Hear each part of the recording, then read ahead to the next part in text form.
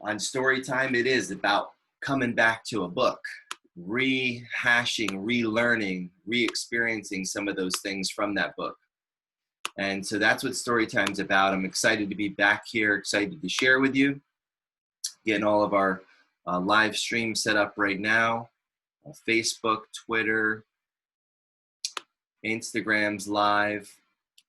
So this week, as we're going through Storytime, we're going to be switching gears. We're going to be studying up on another company, and I think you're going to be pretty familiar with this company as well, this corporation, as they like to be known as. But this company that we're going to be studying up on is going to have a lot of nostalgia for some people. You know, I know for families, it's one of those things where you take your kids, and I'm going to give you a couple hints. You take your kids and you have just memories, you have experiences. It's been a part of so many childhood memories for so many kids for so long.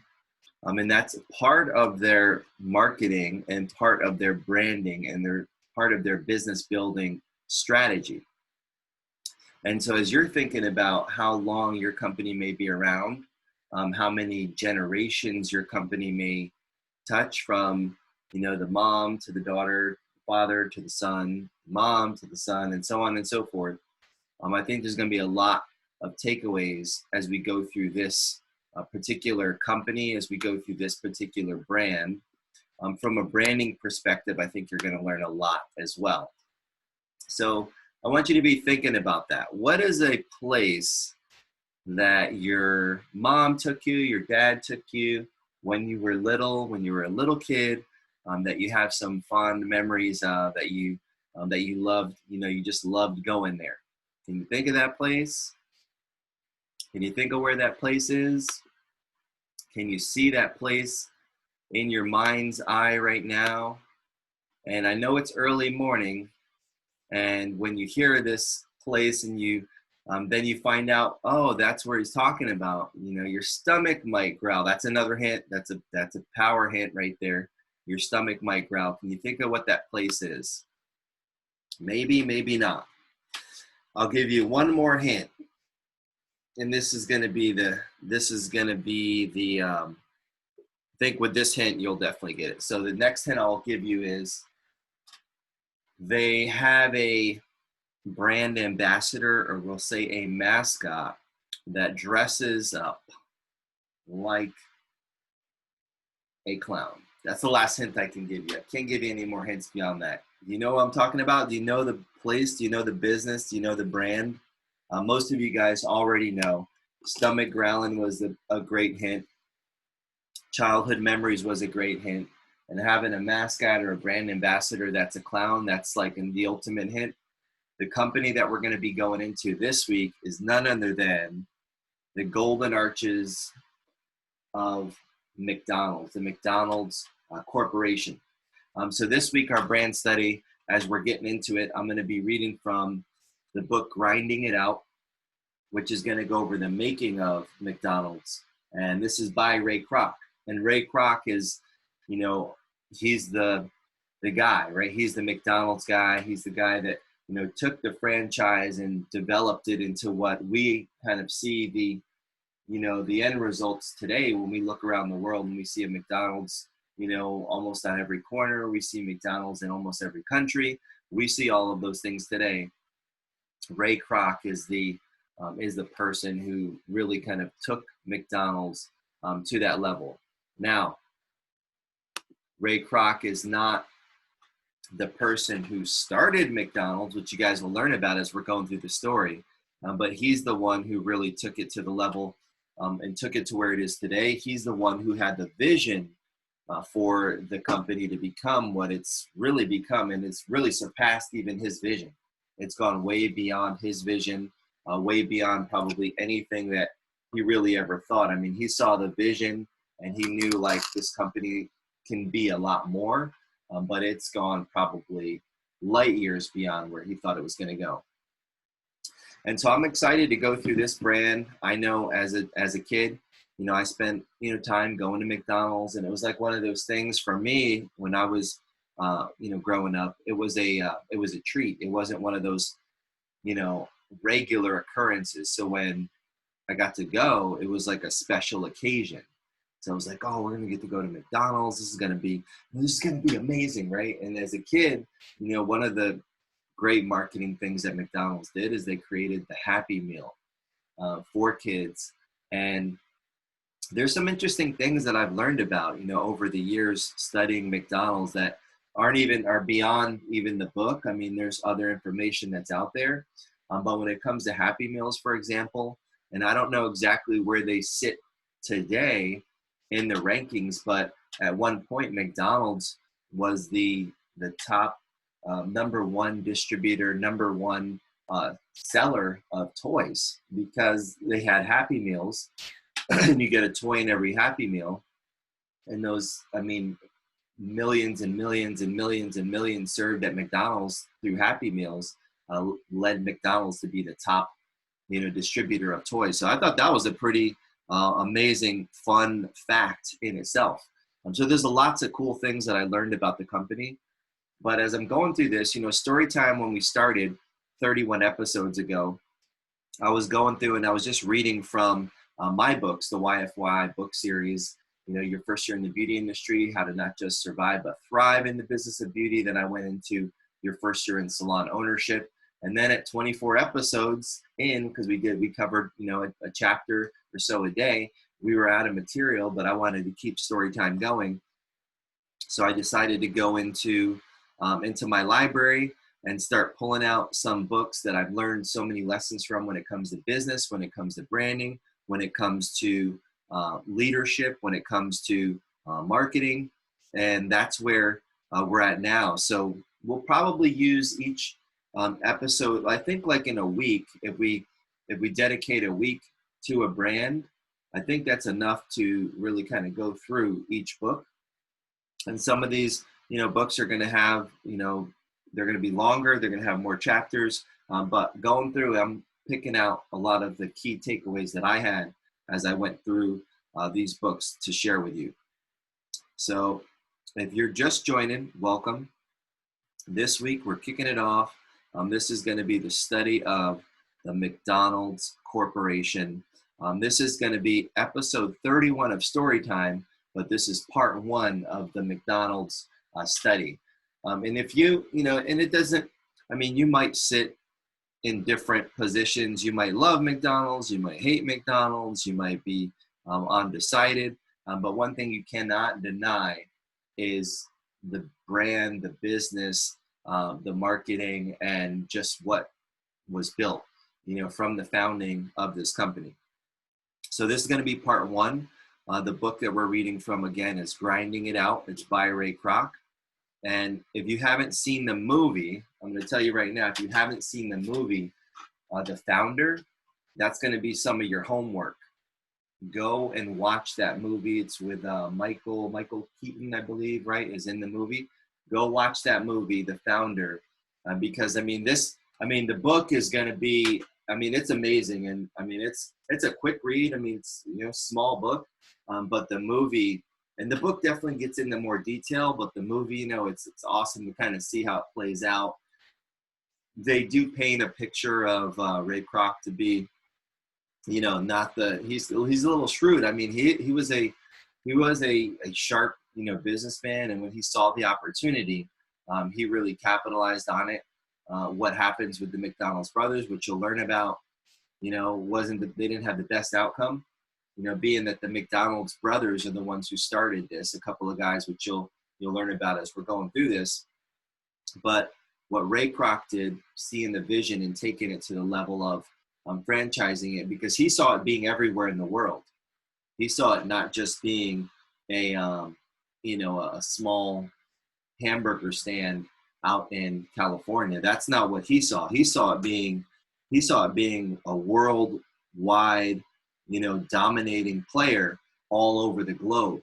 That's what Ray Kroc saw.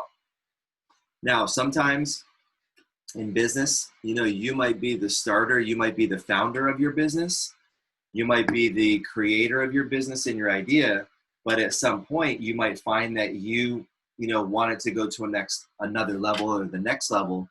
You may not be the person to take it there, and that's something that people do find out. Like, there's a lot of companies, right now that the founder will take them as far as they can go, and then they'll need to bring in another, executive, or they'll need to bring in somebody else that then can take the company and take it to that next level.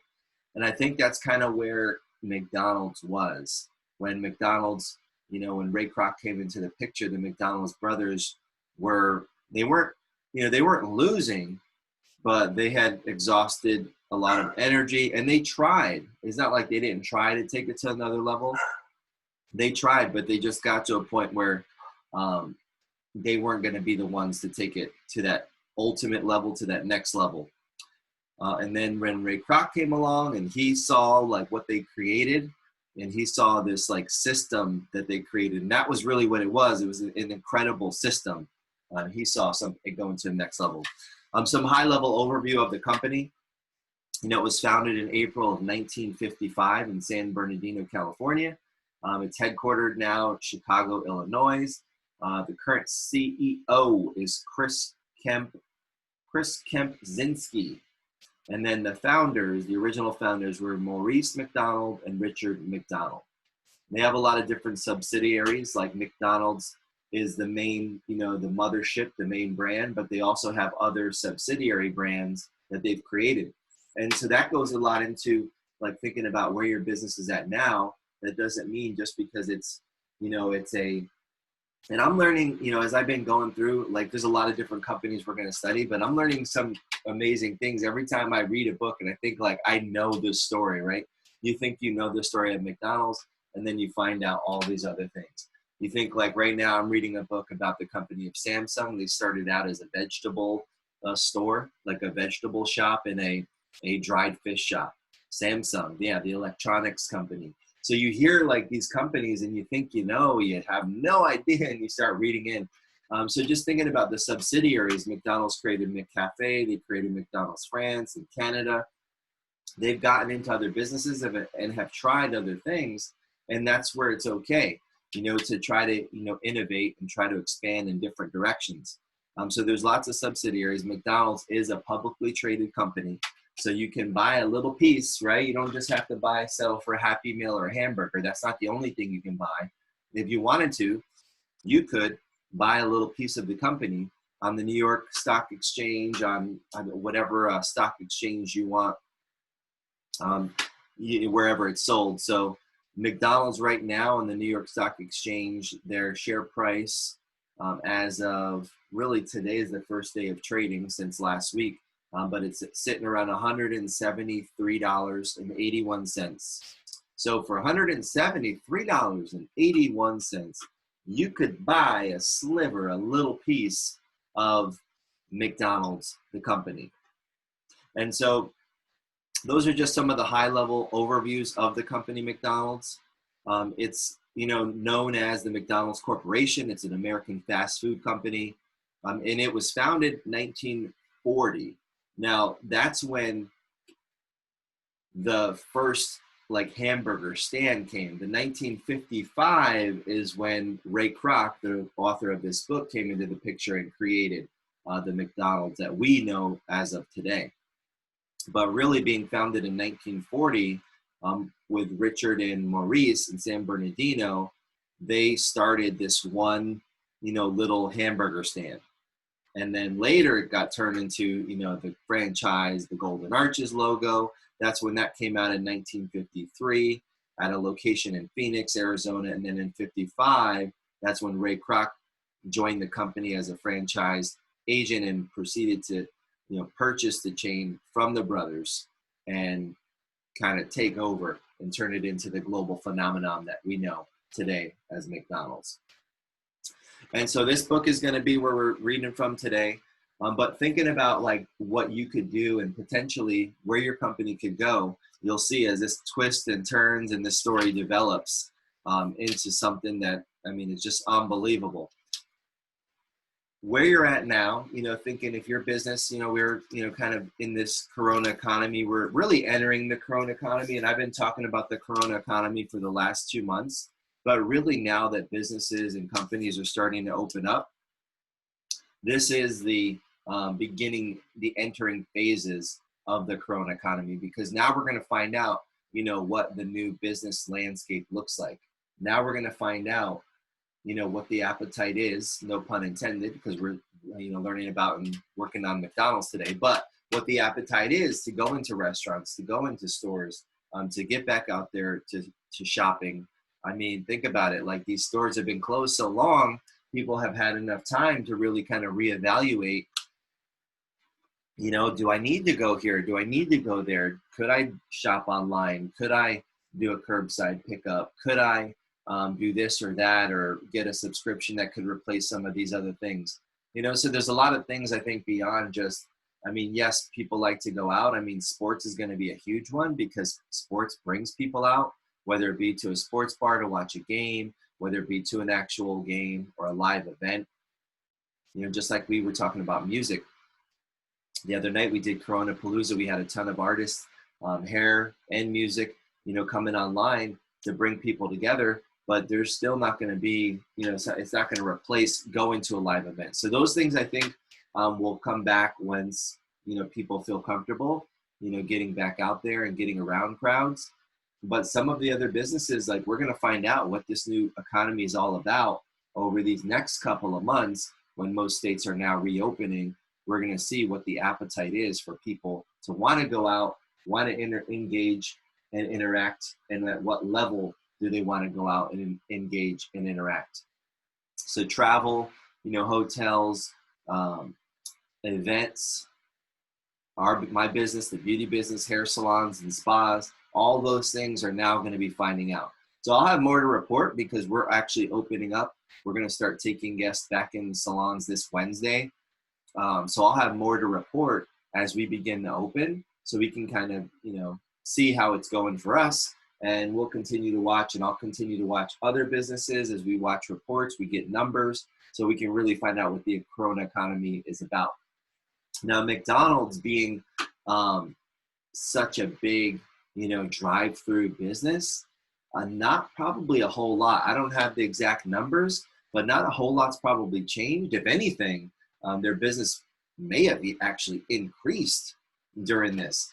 You go into the restaurant sometimes, you'll see, but most of the times when you go to a McDonald's, you see the restaurants aren't really that full anyway. They're really more of a drive-through, because it's a fast food business. They've redesigned a lot of their restaurants and tried to make them, a little bit nicer and a little bit more inviting to sit down and eat. But at the end of the day, I know the last time I had McDonald's, I was popping through a drive-thru. I was probably on the road traveling, doing something, just swing through a drive-thru. It's so convenient and easy.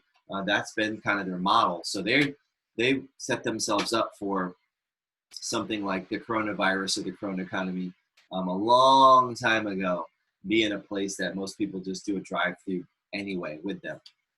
But we'll see as we're entering the Corona economy. Hopefully, you guys, if you are open, if you're out there, if you're already doing business, hopefully it's going well. It's getting you're kicking off to a good start. If you have been steady through this, great, that's amazing. If you're not quite there yet, or you're not doing business yet, it's going to come back. Just stay positive and keep focused on, what's the next step? What's the next step? All of our businesses, I think we'll have an opportunity to come back in some way, shape, or form. Now, they may look different. The approach may be different. Some businesses, unfortunately, yes, they will not come back, but most businesses will. And as we continue, we just will have to see what this new economy, how it's going to shape up, and how we're going to have to shape up in order to thrive in this new economy, the Corona economy. So hopefully we can learn some things from this great, company. And I call it a great company because it's done things that no other business has done, is going to do, or will ever do. So I hopefully we'll be able to learn a lot. So let's get into grinding it out. So we got a little preface we're going to go through. And like I said, this is a pretty easy read. You know, if you're looking at it, you can get it on audio. You can get it like in the physical copy. Physical copies, you know, less the reprints. This one's kind of, you know, it's been through it. I mean, this book, when it first came out, we're talking, let's see, the original. So copyright 1977 by Ray Kroc. Afterward, copyright 1987 by Robert Anderson. So yeah, 77, that's a long time ago, right? It's a long time ago when it was published.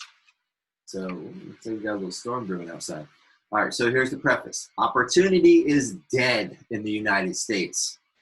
The tax structure has destroyed all incentive. How often we have heard such laments during the past 30 years, when in fact greater fortunes have been made and higher living standards achieved than ever before on earth. Those of us who teach courses at graduate schools of business, courses with titles like entrepreneurship or new enterprise management, know that such gloom is unfounded. We have case studies based on true examples of individual success and corporate growth to prove it. Every now and then, a unique and vibrant personality like Ray A. Kroc comes along, a flesh and blood example of a Horatio Alger story, who illustrates in practice what one is preaching and who repudiates the lamenters entirely.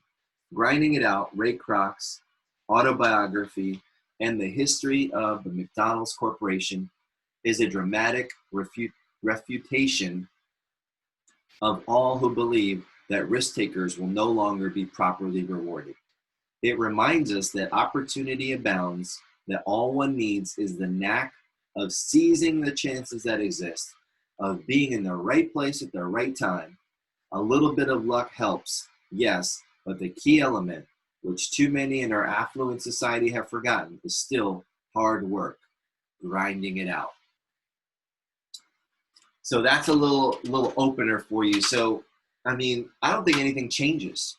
I think today, just like then, I mean, grinding it out, hard work will always lead, right? Yes, you know, having some luck, being in the right place, right time, you know, getting, having your smarts, but at the end of the day, you can make up for all of these things by just working, being willing to put in the work. That's been something I've used. I've always leaned on work. When all else fails, I know work won't let you down. So knowing that you can put in the work to get results, you can definitely count on that. So let's continue here. So Ray Kroc visited our classes at the Amos Tuck School of Business Administration on the Dartmouth College campus in 1974, and returned 2 years later in March 1976, bringing with him several key members of his corporate team, including Fred Turner, McDonald's president and chief executive officer. The very circumstances of that second visit proved the quality of energy and determination that has marked his business career. For when a major snowstorm closed down the airports in our area, the undaunted Mr. Kroc commandeered a McDonald's bus from his Boston headquarters to drive the stranded executives through the storm. With his utter frankness, Ray Kroc thoroughly disarmed his audience of sophisticated MBA candidates. On both visits, he regaled students with the story of his life and the history of McDonald's, reporting in capsule version all that is spelled out in fuller detail in this autobiography. He fielded all questions that students put to him, exhibiting in his lectures and discussions the qualities which have made him a present-day commercial legend. His tough-minded business philosophy, his virtually compulsive adherence to the fundamental operating strategies designed to attract the family market, his emphasis on such basic qualities as courtesy, cleanliness, and service, and his abiding loyalty to his associates, particularly to those who have served McDonald's since its fledgling years. His talks displayed his humor, competitive zeal, dedication to hard work, and his firm belief that in the United States, a person can reach or exceed any reasonable goal. Mr. Kroc is one of the rare individuals who possesses both the charisma of an extraordinary leader who is a great salesman and the passion for detail of an able administrator. You do not need to hear Ray Kroc speak for long before realizing that Grinding It Out, the title he has chosen for his autobiography, is not a humorous reference to the preparation of McDonald's most famous product. Instead, the title brings to mind the long apprenticeship of over 30 years during which Mr. Kroc worked for others as a salesman and sales manager, and later in his own small business. For the great opportunity of his life did not come until 1954, when he was 52, an age when some executives are beginning to contemplate the greener pastures of retirement. So I want you guys to I want to stop on that for a second, because there's people out there who, are in their 20s, they're like 21, 22, you're just getting started and feel like you got to have it all figured out and feel like you have to have arrived. Even by 25, even 30, even 35. You don't necessarily have to have it all figured out. I don't have it all figured out. I'm learning every day. And I've been owning a business now for 10 years. We have multiple locations, and every single day I'm still figuring it out. I'm still, grinding it out. So to think that you have to have it all figured out. This guy, Ray Kroc, right? He's doing all these different jobs over 30 years. And then his great opportunity did not come until 1954. And he was 52 years old.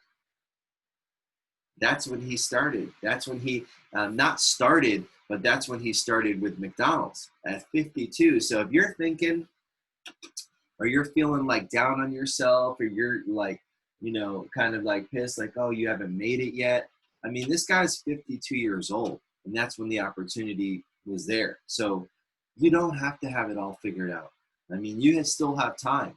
Even if you're 50, right, and you're getting down on yourself, you still have some time. 52. So think about that. So yeah, when most executives are looking at, retirement, this is when, grinding it out is just getting started for Ray Kroc. So grinding it out also appropriately reminds the reader of the staggering investments of time, energy, and capital that were required to develop McDonald's to its current preeminence in the fast food service and franchising industries. This historic year of 1976 will see McDonald's Corporation surpass, this is 1976 when this book was written, surpassed $1 billion in total revenue for the first time. Casual students of business history may not realize the significance of the fact that this milestone will be reached during the 22nd year of the company's history. So 22 years it took them to get to the $1 billion mark. And this year, how much will they do? Let's see if we can find out. So this year, it's probably going to be a number that we can't even contemplate. So 2019, okay, their revenue for 2019 was $21 billion. So 1976, they're about to hit the billion for the first time in their 22-year history. And now they're, 70, what's that, 55, so that's 45 plus 20, 55. So now they're 65 years in the game, and they're doing, that's like, they're doing 20 billion, 20 billion in a year. So that was from 2019. So yeah, it might take a minute, but keeping at it. And that's what, that's hopefully what you're hearing here in this story. So in 76, they're about to do their first $1 billion year. And then it took them 22 years to get there. Casual students of business history may not realize the significance of the fact that this milestone will be reached during the 22nd year of the company's history.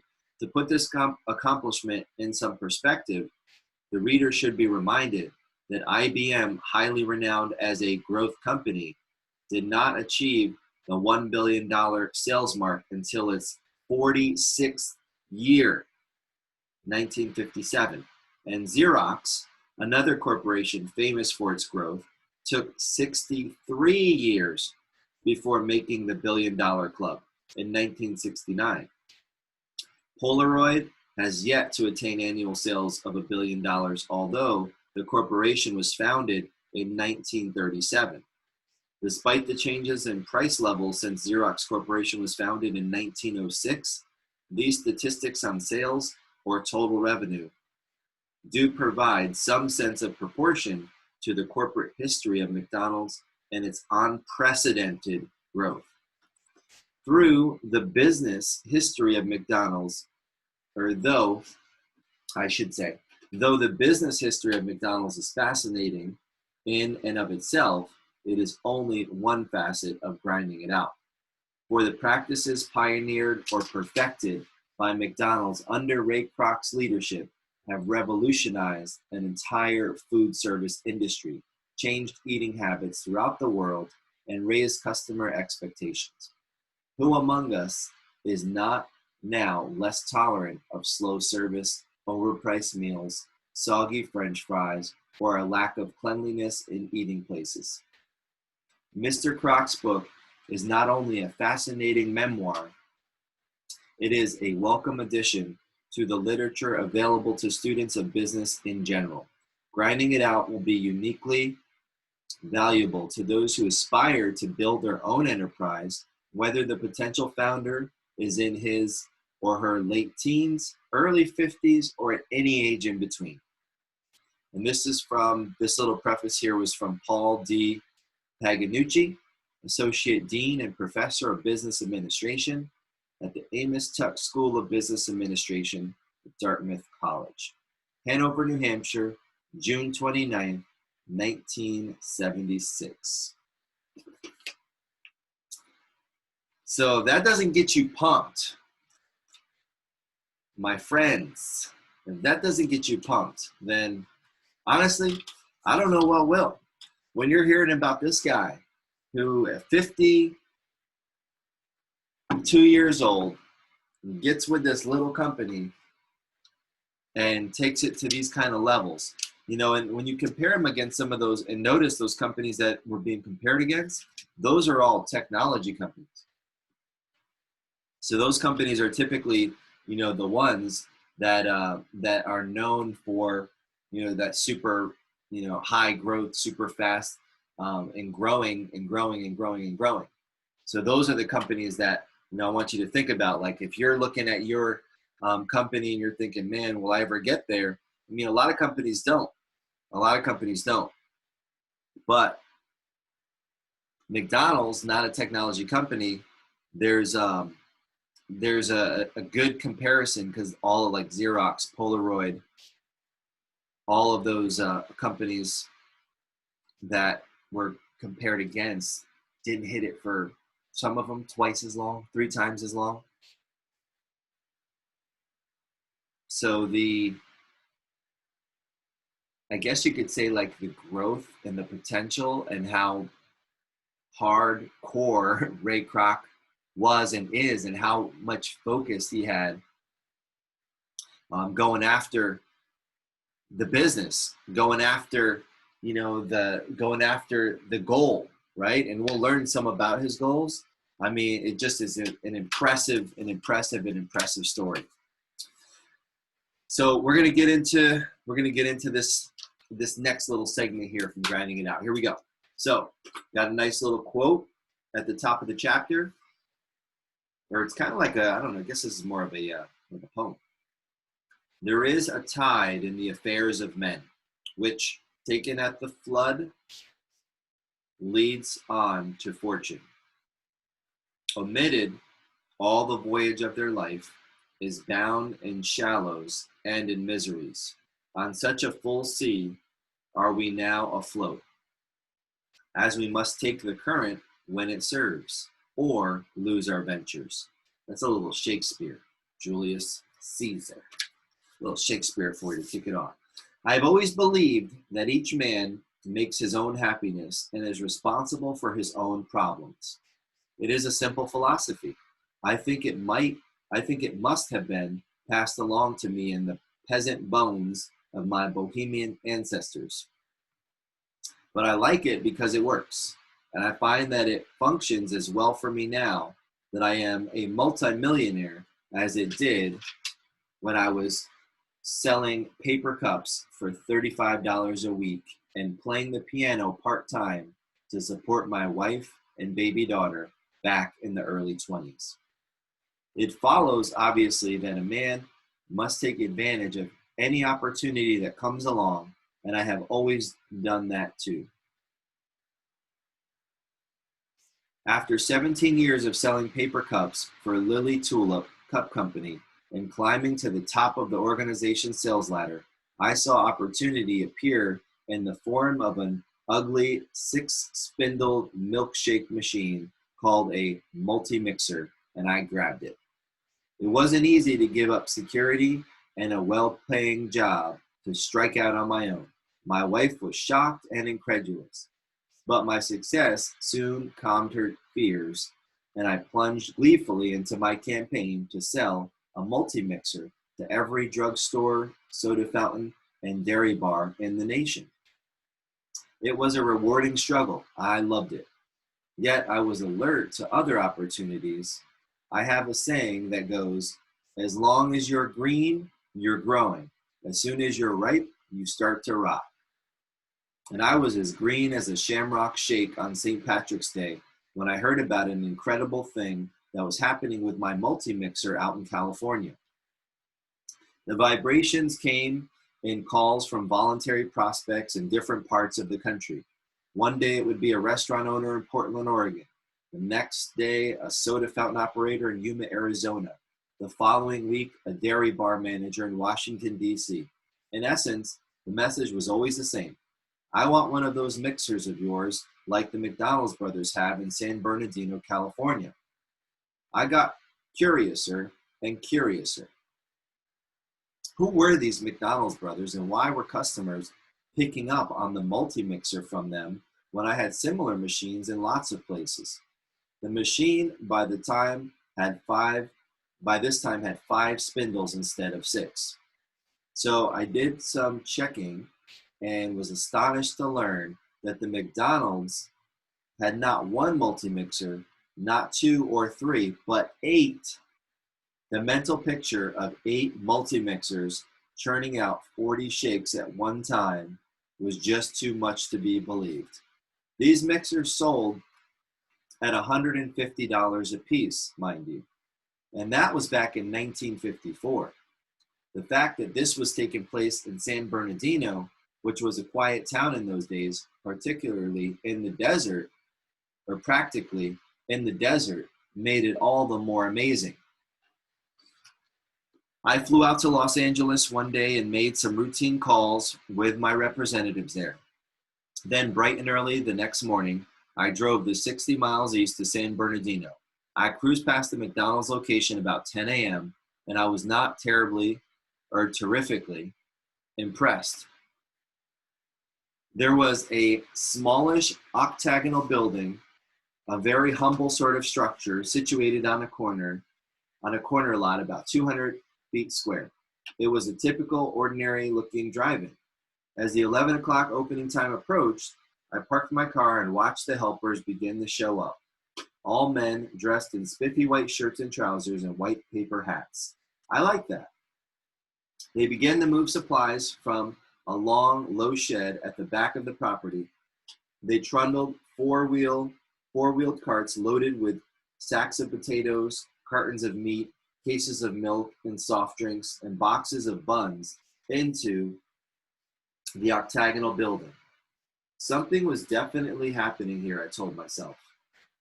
So he's just scoping it out, right? First thing is first. I'm going to jump in here for a second. First things first, he's like out there. He starts his own business. His own business is selling milkshake machines. That's it. That's his business. And so things are starting to pick up, but it's his own business, right? Things are starting to pick up. He's in his early 50s. He's got this little business going. He's selling these these milkshake machines, and all of a sudden people are calling him and saying, hey, I want one of those machines like I saw at this McDonald's brothers, restaurant in San Bernardino. Now they're just a one, little hamburger stand operation. So that's where he's wondering, like, I'm selling these things all over. What's the deal with the one that they're using?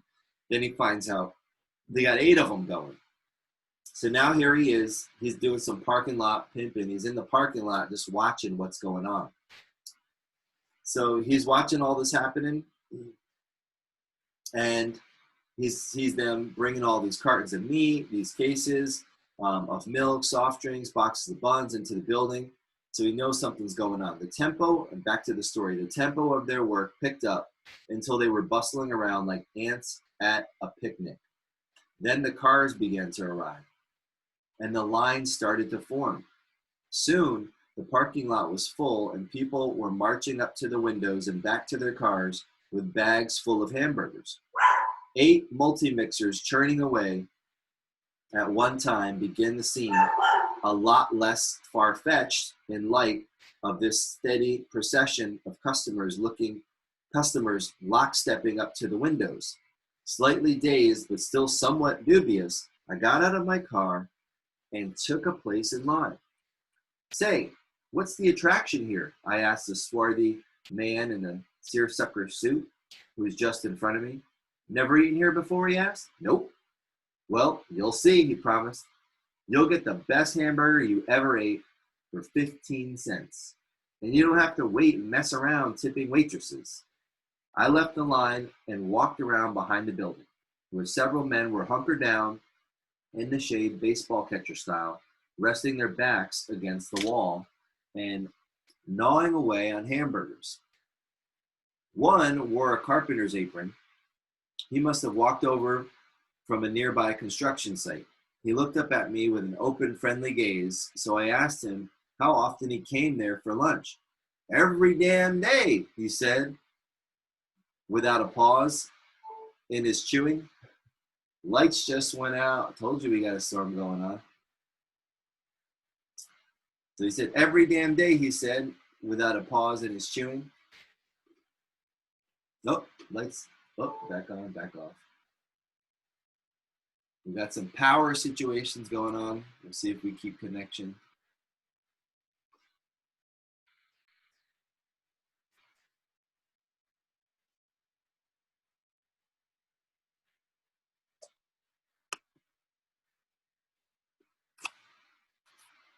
Story time in the dark.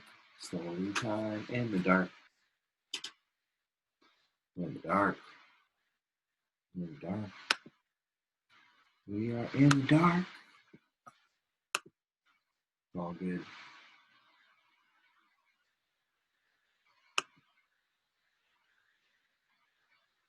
Might have lost connection.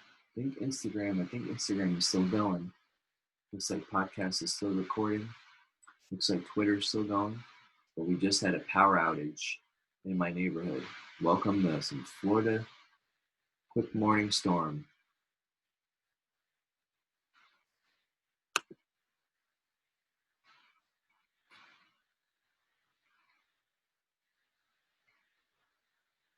Wow. Might not be able to get back on the video for Facebook. Sorry, guys.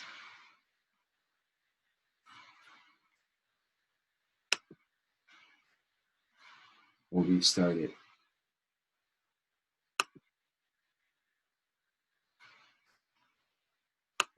Because we lost connection.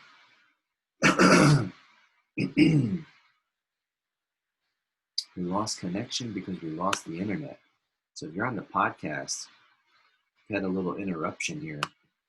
I'm restarting my Facebook stream. I'm now having to go for my backup, which I'm pulling some internet from my phone to my computer. So we may be struggling here for a second. But let's see what we can do. See if we can we might be able to get reconnected.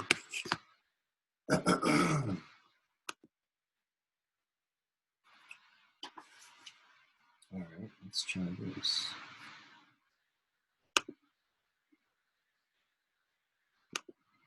You can hear the storm going on out there. It's pretty serious, guys. We've got some pretty serious stuff happening with this, with the rain. The rain, the thunder, and the lightning. All right, let's try this. Let's see what we can do here.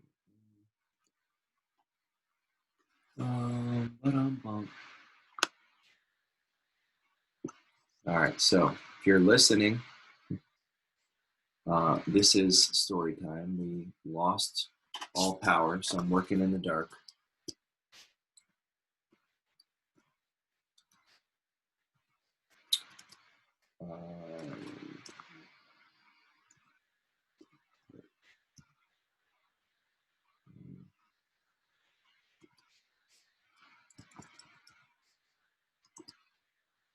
All right, let's see if we can do this. Let's go. All right, so I got connected. On here. Story time in the dark. Story time in the dark. Man, we'll see it. We'll see what this phone's up to. See how strong the internet is. As soon as I get this back live, everything's gonna get reconnected because it's just how the world works. The world messes with you sometimes. You just gotta go with it. But we're gonna keep going here. I can use the light from the computer. We're almost through this little chapter, so we'll try to finish this chapter up for you guys before we sign off. Where's my headlamp at? I don't have my headlamp. Dang it. All right, so we'll turn the brightness up on the computer. That's all the light that we got right now. So the lightning has struck and it's taken out the power. So story time is now in the dark. This has turned into a bedtime story time. So I'm going to get back into the story. Sorry about that. If you're listening on the podcast, you didn't see anything. You just heard all of a sudden I stopped reading. If you're on Instagram, somehow we're still live, I think, on there. And Facebook is back up. Twitter, not looking so lucky right now. So we'll continue. And if anything, you didn't miss much. You just missed the power going out because I couldn't see anything. So I stopped reading for a second. All right. So right now, McDonald's, Ray Kroc is in the back of the restaurant. He sees some guys hunkered down, picked back up where we were before lightning struck and took out the power. Looks like we're back connected on Facebook. So he sees these guys crouched down, like crouching down against the wall, eating burgers. He's like, hey, how often you eat here? And the guy says, every damn day. He says without pausing his chewing, it sure beats the old lady's cold meatloaf sandwiches. It was a hot day, but I noticed that there were no flies swarming around the place. The men in the white suits were keeping everything neat and clean as they worked. That impressed the hell out of me because I've always been impatient with poor housekeeping, especially in restaurants. I observed that even the parking lot was being kept free of litter. In a bright yellow convertible sat a strawberry blonde who looked like she had lost her way to the Brown Derby or the Paramount cafeteria. She was demolishing a hamburger and a bag of fries with a demure precision that was fascinating. Emboldened by curiosity, I approached her and said, I was taking a traffic survey. If you don't mind telling me, how often do you come here? I asked. Anytime I am in the neighborhood, she smiled, and that's as often as possible because my boyfriend lives here. Whether she was teasing or being candid or simply using the mention of her boyfriend as a ploy to discourage this inquisitive middle-aged guy who might be a masher, I couldn't tell, and I cared not at all. It was not her sex appeal, but the obvious relish with which she devoured the hamburger that made my pulse begin to hammer with excitement. Her appetite was magnified for me by the many people and cars that filled the parking lot. And I could feel myself getting wound up like a pitcher with a no-hitter going. This had to be the most amazing merchandising operation I had ever seen. I don't remember whether I ate a hamburger for lunch that day or not. I went back to my car and waited around until about 2:30 in the afternoon when the crowd dwindled down to just an occasional customer. Then I went over to the building and introduced myself to Mac and Dick McDonald. They were delighted to see me. Mr. Multi-Mixer, they called me, and I warmed up to them immediately. We made a date to get together for dinner that evening so they could tell me all about their operation. I was fascinated by the simplicity and effectiveness of the system they described that night. Each step in producing the limited menu was stripped down to its essence and accomplished with a minimum of effort. They sold hamburgers and cheeseburgers only. The burgers were a tenth of a pound of meat, all fried the same way for 15 cents. You got a slice of cheese on it for 4 cents more. Soft drinks were 10 cents, 16-ounce milkshakes were 20 cents, and coffee was a nickel. After dinner, the brothers took me over to visit their architect, who was just completing work on the design of a new drive-in building for them. It was neat. The building was red and white with touches of yellow and had snazzy-looking oversized windows. It had some improved serving area features over those being used in the McDonald's octagonal structure, and it had washrooms in the back. In the existing building, customers had to walk to the back of the lot to the long, low building that was a combination warehouse, office, and washrooms. What made the new building unique was a set of arches that went right around the roof, or right through the roof. There was a tall sign out front with arches that had neon tubes lighting the underside. I could see plenty of problems there. The arches of the sign looked like they would topple over in a strong wind, and those neon lights would need constant attention to keep them from fading out and looking tacky. But I liked the basic idea of the arches and most of the other features of the design too. That night in my motel room, I did a lot of heavy thinking about what I'd seen during the day.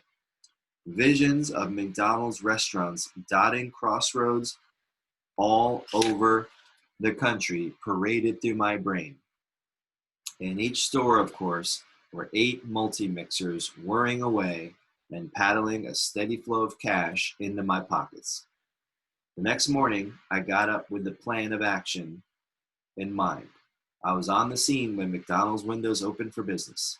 What followed was pretty much a repeat of the scenario that had played the previous day, but I watched it with undiminished fascination. I observed some things a lot more closely, though, and with more awareness. Thanks to my conversation with the McDonald's brothers, I noted how the griddleman handled his job, how he slapped the patties of meat down when he turned them, and how he kept the sizzling griddle surface scraped. But I paid particular attention to the French fry operation. The brothers had indicated this was one of the key elements in their sales success, and they described the process, but I had to see for myself how it worked. There had to be a secret, something to make French fries that good. Now, to most people, a French fried potato is a pretty uninspiring object. It's fodder, something to kill time, chewing between bites of hamburger and swallows of milkshake. That's your ordinary French fry. The McDonald's French fry was in an entirely different league. They lavished attention on it. I didn't know it then, but one day I would too. The French fry would become almost sacrosanct. For me, its preparation, a ritual to be followed religiously. The McDonald's brothers kept their potatoes, top quality Idaho spuds, about 8 ounces apiece, piled in bins in their back warehouse building. Since rats and mice and other varmints like to eat potatoes, the walls of the bins were of 2 layers of small mesh chicken wire. This kept the critters out and allowed fresh air to circulate among the potatoes. I watched the spuds being bagged up and followed their trip by 4-wheeled cart to the octagonal drive-in building. There they were carefully peeled, leaving a tiny proportion of skin on. and then they were cut into long sections and dumped into large sinks of cold water. The French fry man, with his sleeves rolled up to the shoulders, would plunge his arms into the floating schools of potatoes and gently stir them. I could see the water turning white with starch. This was drained off, and the residual starch was rinsed from the glistening morsels with a flexible spray hose. So what you're hearing, guys, this is the process. We're reading in the dark. I can barely see this. I'll restart the Instagram stream in just a second because it's got about 10 seconds. So I'll restart that. The podcast, I'll restart it. But I can barely see because the lights went out. We have a little lightning storm going on. But what you're hearing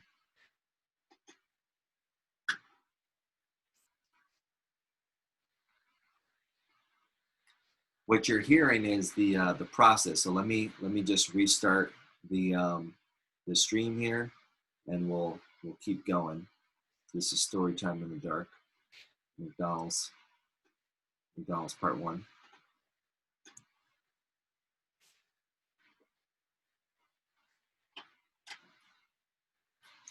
All right, let's see. Share, download.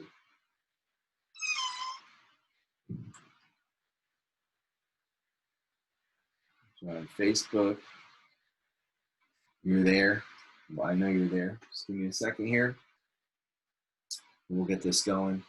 Let's see. We're gonna go now. Instagram. When you stop a story, you're not just sharing it from your phone right on there. There's like a whole process now. Like you gotta do all this stuff. They got you working a little extra for it, which is all good.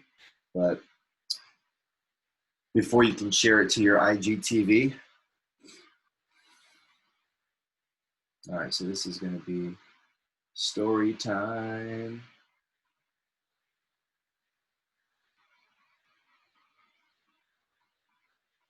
This is episode 31. Oops, 31. We call this the McDonald's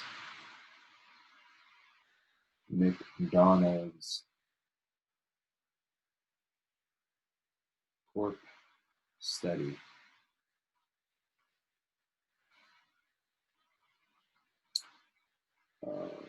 This is part 1. Part 1. Add to a series. Yeah, let's add it to a series. Series called StoryTime. Done.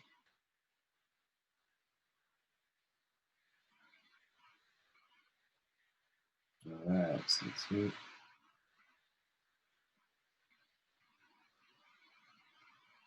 All right, that's good.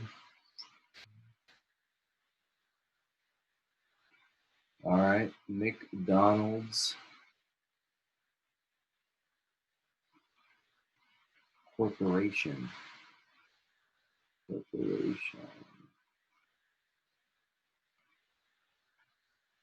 right, so that's good. Let's post that.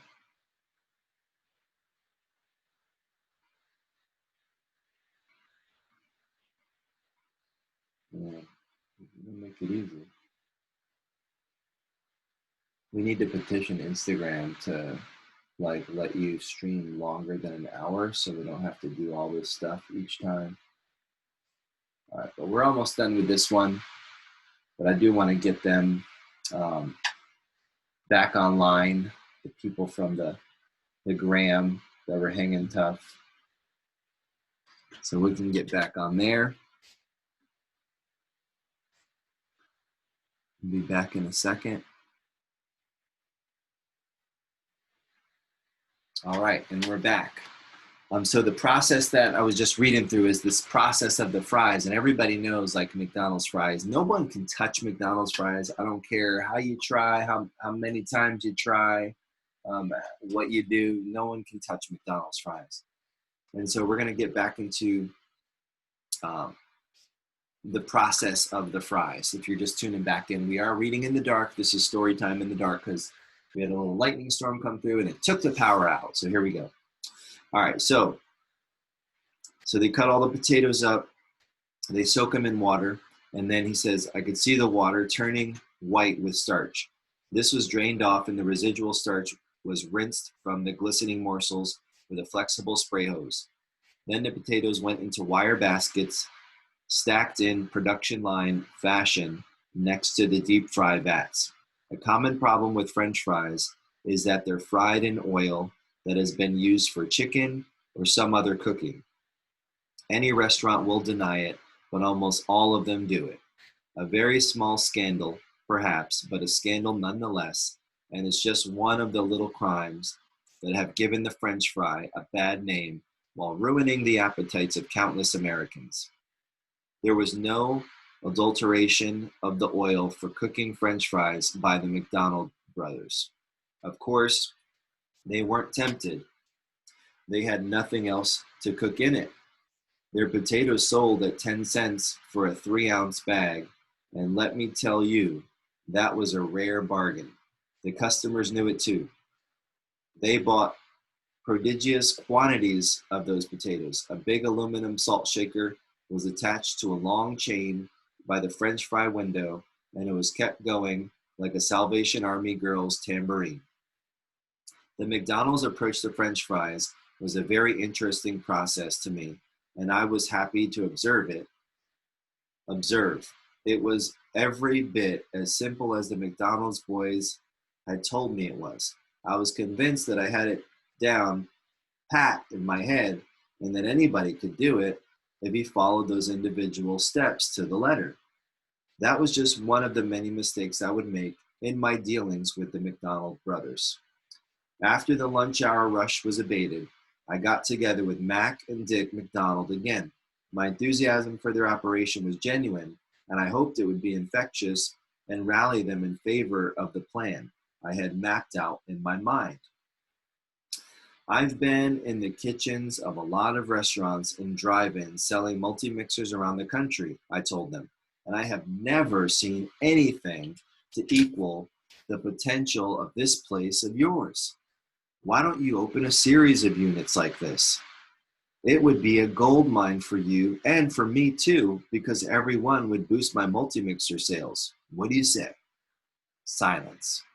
I felt like I dragged my tie in my soup or something. The two brothers just sat there looking at me.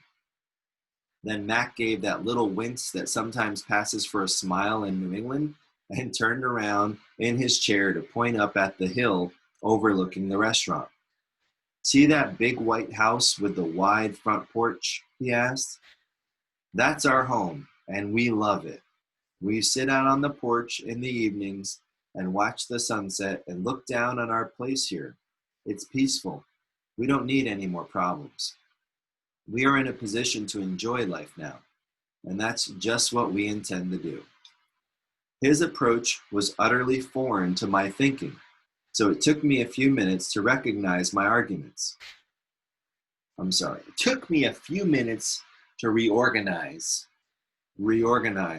my arguments. I can't see, people, okay? I can read, but I can't see. So I'm like tilting this, trying to use this little bit of light I got coming off the computer to be able to finish this Storytime episode, because the lightning struck and it took out all the power here at the house. There you go. So it took me a few minutes to reorganize my arguments, but it soon became apparent that further discussion along that line would be futile. So I said they could have their cake and eat it too by getting somebody else to open the other places for them. I could still peddle my multi-mixers in the chain. It'll be a lot of trouble, Dick McDonald objected. Who would we get to open them for us? I sat there feeling a sense of certitude begin to envelope me. Envelope. I sat there with a feeling of certitude begin to envelop me. Then I leaned forward and said, well, what about me? What about me? And cut. So here we are. We've just made it luckily through story time with a little bit of interruptions because of this beautiful storm that's happening this morning that took out the power, took off our internet for a second. Luckily, we got our phone internet we're using as a hotspot, as a backup. So if you missed any part of this story, you can go back and check it out. But the lightning storm took out our power, but we were not going to be denied. Story time must go on, even if it's in the dark. We just finished up that first chapter. So grinding it out, the McDonald's story by Ray Kroc, incredible brand, incredible company, and even more incredible story we're going to be studying all week. For story time, we'll be back here tomorrow at 9 a.m. Hopefully we'll have power. The lightning won't disrupt our flow too much. It might, who knows? But we're going to continue to roll. Then we're going to continue our study of the McDonald's company. So this book, Writing It Out, The Making of McDonald's by Ray Kroc, that's our focus this week. Thank you guys for joining. Thanks for tuning in to Storytime. I'm your host in the dark. This has been Storytime. Half of it was in the light and the second half is in the dark. Hope you guys enjoyed and were able to work through these little technical issues this morning. But I'll be back tomorrow morning. You can definitely catch these episodes in their full audio version on the YFY podcast. You can go to yfyipodcast.com if you want to take these episodes on the go and continue to learn and continue to listen. Just thank you guys for being here. Thanks for tuning in this morning to Storytime. And I'll see you guys and I'll talk to you guys tomorrow morning. Be safe. See you soon.